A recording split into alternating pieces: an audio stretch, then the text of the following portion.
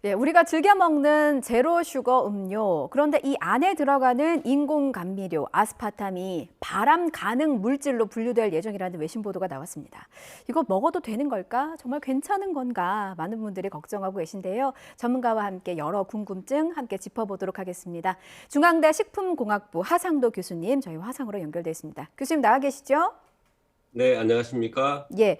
모든 네, 언론사마다 아스파탐이라는 단어를 다 다루고 있어서요. 일단 아스파탐이라는 게 구체적으로 어떤 건지에 대한부터 설명해 주십시오. 네, 아스파탐은 설탕을 대신하는 인공 감미료입니다. 비당류 감미료로 분류가 되는데요. 1965년 미국의 한 화학자가 발견했고, 예. 1974년 미국 FDA의 승인을 받았습니다. 이건 설탕보다 단맛이 200배 강하기 때문에 음, 아주 소량 사용하게 되고요. 칼로리가 거의 없고 또 사카린처럼 쓴 뒷맛이 없어서 제로 콜라 음, 같은 제로자 들어간 탄산음료나 음, 과자, 요거트, 무설탕 껌, 치킨 무에 많이 들어갑니다. 음, 특히 막걸리에 단맛을 낼 때 많이 사용하는데요. 단맛 나는 음. 시럽 같은 약에도 대부분 쓰인다고 보시면 됩니다. 어, 껌 치킨에도 들어가고 막걸리는 좀 많이 들어간다고 얘기를 들었고 약에도 네. 들어간다는 겁니까? 그러니까 제로자가 네, 붙은 네. 음식 외에도 지금 아스파탐이 다 쓰일 수 있다는 말씀이신 거죠? 예, 장점이 많기 때문에요. 뭐 단맛을 내는 곳에는 식품뿐만 아니라 예. 의약품이나 다른 뭐 사람이 먹는 것에는 많이 사용되고 있습니다. 어, 그렇군요. 그런데 이제 네, 그 최근에 관심을 받게 된 게 WHO 산하에 있는 국제암연구소 IARC가 아스파탐을 발암 가능성이 있는 물질로 분류할 예정이다. 이런 외신 보도가 나왔기 때문입니다. 일단 네, 2군으로 지정한다 할 예정이다라고 하는데 2군이라는 게 어떤 수준인가요? 네. 국제암연구소는 WHO 산하의 그런 기구이고요. 예. 암 연구를 총괄하고 있는 곳인데요. 1군 발암 물질의 경우에는 사람에게 발암 물질로 입증이 된 것입니다. 예. 그래서 뭐 대부분 소비자들이 아는 성면, 술, 담배, 다이옥신 뭐 이런 것들이 아주 사람에게 발암 음. 물질이 입증돼서 이제 분류돼 있는데요. 예. 어, 가공육, 소세지, 햄 같은 가공육도 사실 1군에 포함되어 있습니다. 어. 그리고 2군의 경우에는요, 동물 실험 결과의 충분성 여부로 2군은 두 가지가 있어요. 음. 2A와 2B인데요. 예. 이 2A, 2군 A군은 제한적인 그러니까 인간 연구 자료는 충분치 않은데 음. 동물 실험 결과가 충분한 경우입니다. 음. 물론 이 경우 이제 아스파탐은 이 경우가 아닙니다. 이 경우는 이제 우레탄 그리고 고온에 튀긴 것, 그리고 붉은 고기, 적색육도 포함이 돼 있고요. 이제 음. 우리가 아스파탐이 이제 들어갈 이비군은 발암 가능 물질인데요. 이것은 뭐 사람에 대한 연구 자료는 충분치 않고요, 예. 없고요. 동물 실험 결과 또한 불충분한 경우에 해당이 됩니다. 여기에는 음. 뭐 납탈렌, 납 이런 것이 있는데요. 우리가 잘 아는 절임 채소, 피클, 젓갈 이런 것도 사실 이비군에 포함되어 있습니다. 어. 그래서 이비군은 사람에게는 증거가 없는 것이죠. 예. 동물에게도 약간 뭐 실험 결과가 있지만 불충분하기 때문에 식품 첨가물로 볼 때는 위험하다고 보지 않습니다. 그래서 대부분의 나라들이 허용하고 있고요. 3, 4군은 뭐 바람성이 없다고 보시면 됩니다. 근데 어쨌든 연구 결과에 따라서 이제 발암 물질을 분류한 것이기 때문에 저희가 그 분류표를 함께 교수님과 함께 살펴봤어요. 근데 네, 네, 이 비군, 그러니까 투 비군, 이게 아스파탐이 여기에 들어갈 예정이라는 거잖아요. 근데 여기 네, 보면은 그렇습니다. 같이 묶인 것들이 절임 채소, 피클, 젓갈, 뭐 이렇게 뭔가 커피, 김치, 절임 채소나 젓갈은 이제 김치가 많이 들어갈 수 있는 부분이잖아요. 그러니까 김치도 네, 들어갈 수 있다는 말씀이신 거죠? 네, 그렇습니다. 음, 사실 커피도 1991년에 이 이비군, 아스파탐이 분류될 예정인 이비군에 포함이 됐었습니다. 그러다가 25년 만에 2016년에 커피가 암을 유발한다는 충분한 근거가 없다. 예. 이렇게 결론이 나서 다시 3군으로 낮아졌거든요. 3군은 뭐 바람성이 없다고 보시면 됩니다. 그래서 아스파탐도 이번 달 14일에 WHO에서 2비군에 포함할 것 같습니다. 음, 그렇지만 추후에 더 많은 연구가 뒷받침이 되고 커피처럼요. 인체 예. 인체 발암 가능성이 없다고 다시 판단이 된다면 음, 다시 2군에서 빠질 가능성도 있다고 보고요. 또 음, 김치도 소금에 절인 채소지 않습니까? 그래서 2비군에 지금 현재도 포함되어 있습니다. 젓갈도 들어가 있고. 예, 그러니까 사실 뭐 젓갈, 소금, 김치 우리가 다 먹는 거고 뭐 고기도 먹고 있고 가공육도 먹고 있는데 이런 것들이 다 1군, 2군에 포함되어 있기 때문에 사실 뭐 저희 식품과학자 입장에서는 음, 뭐 이게 대단한 뭐 어떤 뭐 인류에 뭐 경고를 준다 이렇게까지 생각하지는 않습니다. 그냥 음, 담릭하지 마라, 너무 과용하지 마라, 너무 믿지 마라, 그냥 음. 적절하게 잘 사용하자 이런 정도의 메시지, 경고의 메시지 뭐 이렇게 보고 있습니다. 그러니까 이거 정말 많이 먹으면 암 발생한다 이렇게 단정할 수는 없는 부분이라는 말씀이신 거예요. 왜냐하면 실험이 충분치가 않아서 이게 증명할 수 없다는 말씀이신 거죠? 그렇습니다. 네. 예, 알겠습니다. 그런데 그 IARC가 아스파탐을 들여다보는 이유가 있더라고요. 근데 그 아스파탐도 인공 감미료의 한 종류잖아요. 네, 인공 그렇습니다. 감미료가 암 발생 위험을 높인다는 결과가 있기 때문에 또 집중하는 게 아닌가 싶은데 어떤 배경이 있다고 보십니까?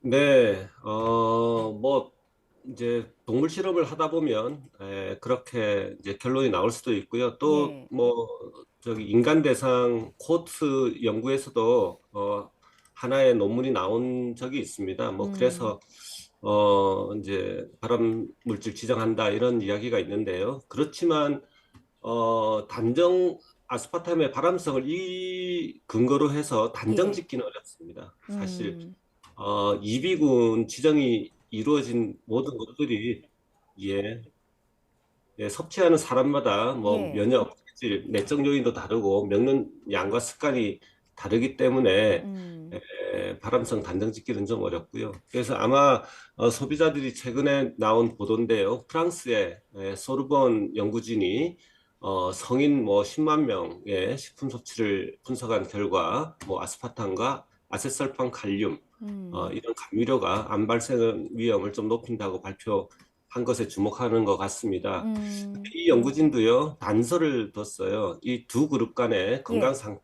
생활 방식 이런 차이점이 너무나도 많아서 사실 음, 아스파탐과 암 간의 그런 인과관계가 증명된 것은 아니다. 그리고 또 제가 볼 때도 다른 음식들을 제한한 건 아니잖아요. 예. 그래서 이 연구 하나로만 아스파탐을 발암물질로 지정한다는 것은 객관적이지는 않다고 봅니다. 그렇군요. 그러니까 생활 방식이나 어떻게 보면 이제 섭취량에 따라서 사람마다 다 다르게 나타날 수 있을 가능성이 있다. 이런 부분도 지금 함께 짚어주고 계시는 거예요. 자, 네, 그렇다면, 어, 일단 저희가 일상생활에서 좀 조심하라라는 의미라고 말씀을 해주셨기 때문에 그럼 어느 네, 정도로 섭취를 하면 좋을까 좀 고민이 깊습니다. 왜냐하면 네, 아스파탐이 발암 가능 물질로 분류될 예정이라고 하니까 불안감이 확산하면서 식약처도 홍보 자료를 냈어요. 그러면서 이게 그 허용 안전 기준치라고 해야 될까요? 식약처의 네, 자료를 보면 막걸리는 하루에 33병을 마셔야 안전 기준치에 도달할 수 있다. 이렇게 해서 도식을 해서 좀 홍보를 했더라고요. 그러니까 네, 그만큼 어, 너무 과하게 불안할 필요가 없다. 뭐 네. 같은 생각이신 건가요? 예, 같은 생각입니다. 이 계산이 어떻게 나왔냐면요. 이제 지금 WHO의 식품첨가물위원회에서 정한 음, 아스파탐의 하루 섭취 허용량이라는 것이 있습니다. 예. ADI, 인체 허용 안전 기준치라고 하는데요. 성인 체중 킬로그램당 40mg입니다. 그러니까 이 ADI는 사람이 평생 매일같이 먹어도 음, 어떤 유해한 작용을 일으키지 않는 그런 체중 1kg당 섭취량입니다. 그래서 60kg 성인이라고 볼 때는 이제 40 곱하기 60kg 해서 2.4g을 이제 매일같이 먹어도 된다는 거거든요. 예. 그래서 숙주에 들어가는 양을 이제 환산한 것인데요. 음, 이제 탄산음료의 경우에 보통 이제 제로 탄산음료에 43mg 들어갑니다. 예. 아스파탐이. 이런 경우에 계산을 해보면 이제 탄산음료 55캔이 되고요. 뭐 탁주는 음, 33병 정도이니까요. 현실적으로 불가능하고 우리 국민의 음, 아스파탐 섭취량 자체가 그렇게 크지 않다. 왜냐하면 설탕보다 200배나 단맛이 강하기 때문에 음, 설탕보다 200배를 덜 씁니다. 그래서 사실 뭐 100g도 안 들어갑니다. 보통 40g, 뭐 음, 50g 이렇게 들어가기 때문에 크게 걱정 안 하시지 않으셔도 되고요.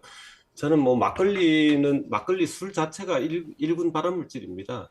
근데 뭐 2군 투비인 아스파탐을 뭐 정말 뭐 5, 60mg밖에 안 들어가는 것을 제거한다고 막걸리 업체들이 주장하는 것 자체가 저는 예. 난센스라고 생각합니다. 교수님 근데 사실 이런 부분들은 업계에서 굉장히 빠르게 반응하잖아요. 왜냐면 매출과 연관이 있으니까. 근데 그동안 뭐 네. 제로 콜라라든지 제로 쿠키라든지 업계에서는 이 제로자가 들어가면 가격도 조금 더 비싸게 받고 뭔가 더 몸에 좋고 무해한 것처럼 홍보를 했단 말이죠. 그런데 이 같은 네. 보도가 나오고 나서 업계에서 발빠르게 선제적으로 재료를 교체하겠다라고 네. 얘기를 하고 있습니다. 무언가 이제 안 좋은 게 있으니까 그렇지 않을까 싶기도 한데 업계 이런 반응은 무엇 때문이라고 보시나요? 네, 뭐 사실 그런 뭐 안전성이라든지 뭐 비용 편익 면에서 이익이 크니까 그동안에 사용했던 거 아닙니까? 예. 그러니까 사실 업체가 지금 뭐 이런 눈앞에 소비자들의 불안감에 전전긍긍하고 있고 또 뭐 선제적으로 원료를 대체한다고 하고 뭐 이런 이제 행동들이 저는 이해가 되지 않고요. 음. 오히려 기존의 아스파탐이 주는 이익이 훨씬 큽니다. 그것을 오히려 포지티브하게 부각하면서 아스파탐을 쓰지 않았을 때 다른 뭐 설탕이 주는 그런 피해, 뭐 설탕도 발암성이 있습니다. 뭐 아스파탐보다 크면 컸지 덜하지 않고요. 또 교수님 다른 그러면은 뭐 아스파탐 예. 대신에 뭐 어쨌든 안 좋다고 하긴 하니까 설탕으로 대체할 수 있나? 다시 설탕을 써볼까 하는 생각이 들기도 하는데. 글쎄요, 저는 설탕으로 다시 백하는 것은 더더욱 실익이 없다고 봅니다. 오히려 뭐 다른 감미료를 아마 우리나라에 허용된 22가지 감미료 중에 다른 예. 감미료를 찾고 있는데요.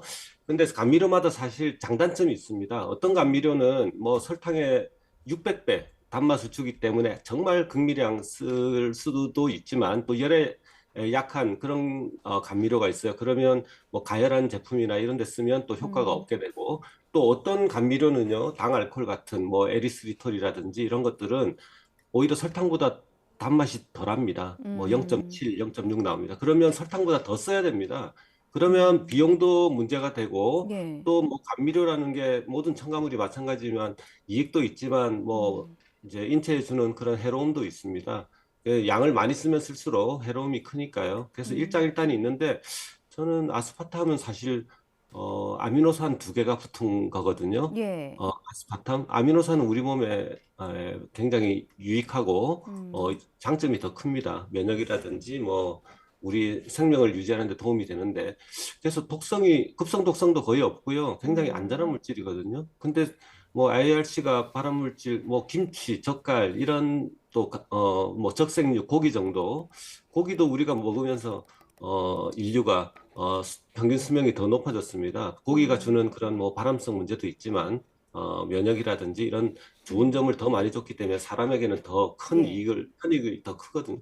그런 아. 식으로 아스파탐도 뭐 득이 훨씬 더 실보다 크다 이런 음. 생각으로 포지티브하게 그냥 좀 이제 소비자들에게 알리면서 계속 썼으면 좋겠는데 음. 뭐 몇몇 얌체 이제 기업들이 이 선제적으로 대체한다라든지 우리는 아스파탐을 쓰지 않는다는 이러해서 더더욱 소비자들을 공포에 몰아넣고 있는 게 아닌가 음. 이렇게 생각합니다. 예. 더 적극적으로 기업들이 포지티브하게 음. 뭐 아스파탐의 그 득을 더 소비자들에게 알리고 뭐 지금 쓰고 예. 있는 상태 그대로 그냥 저는 예. 계속 가는 것이 더 좋지 않을까 생각합니다. 알겠습니다. 너무 네. 맵고 짜고 단 음식은 일단 건강에 좋지 않다는 건 누구나 다 아니까요. 좀 싱겁게 먹어야 장수한다는 걸 기억하시면 좋겠습니다. 네. 정말 짧게요. 말씀 듣고 보니까 지나친 과신도, 지나친 불신도 좋지 않다는 생각이 들어서요. 현명하게 네. 소비하는 법에 대해서 시청자 여러분께 짧게 한 말씀 좀 부탁드리겠습니다. 네, 저는 뭐 조금 전에도 말씀드렸다시피 아스파탐은 설탕보다 200배나 이제 단맛이 강합니다. 그래서 예. 정말 적은 양 사용합니다. 실제 먹는 양이 그렇게 크지 않습니다. 음. 그래서 이 이제 WHO의 발암물질 분류, 투비 분류에 대해서 소비자들이 불안해할 그런 정도는 아니라고 보고요. 예. 앞으로 전문가들이 할 역할이 크다 이렇게 음. 생각합니다. 아스파탐의 인체 발암성에 대해서 더 많이 연구해야 한다. 이렇게 이제 이런 단계다 이렇게 보고요. 예. 결론적으로 말씀드리면 음. 이번 아스파탐의 이비군 분류는 설탕보다 강한 그런 음. 감미료의 단맛을 담닉하지 마라. 예. 그리고 지나치게 감미료가 많이 든 가공식품에 의존하는 소비자의 행동에 제동을 거는 그런 WHO의 경고다. 이렇게 음. 받아들였으면 하고요. 예. 식품 기업들에게 또한 이제 마지막으로 말씀드리면 사실 아스파탐을 이제 빼고 설탕으로 또는 뭐 다른 감미료로 대체한다면 지금 당장에는 소비자의 예. 관심을 얻을 수 있겠지만 장기적으로는 또 다른 건강 문제와 예. 위기에 직면하게 될 것임을 예. 명심하셨으면 합니다. 예. 자, 일단 싱겁게 먹겠습니다. 교수님 말씀하시면서 저희 화면이 잠시 블랙이 나간 적이 있었어요. 시청자 여러분께 양해 말씀 그렇습니까? 네. 부탁드리겠습니다. 저희가 생중계를 네. 해드리는 과정에서 연결상에 좀 문제가 있었습니다. 교수님 오늘 말씀 여기까지 드릴게요. 고맙습니다. 네, 고맙습니다.